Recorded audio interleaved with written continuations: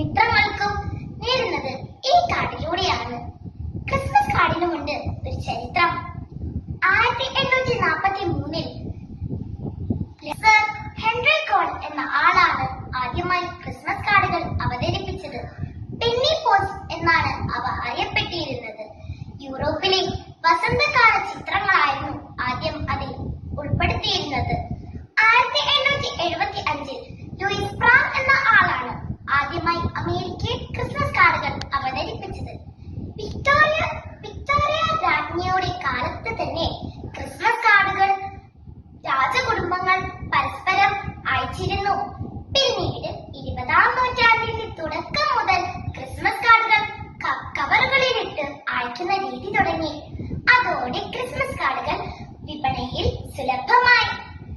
ഇന്റർനെറ്റിന്റെ വരവോടെ ക്രിസ്മസ് കാർഡുകൾ അയക്കുന്ന രീതി വളരെ കുറഞ്ഞു.